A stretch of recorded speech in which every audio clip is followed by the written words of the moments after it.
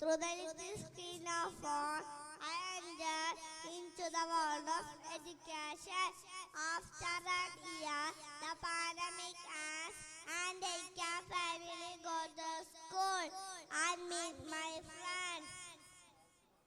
I was happy to see my classroom.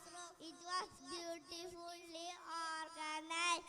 I learned to read and write English, Malayalam, Arabic, along with moral values and adhkar. I learned to recite Quran and by hearted some surahs. I often go for natural walks and do pond work. I am really happy that I started my journey of education through the queue. I hope this stage will lead me in the right path throughout my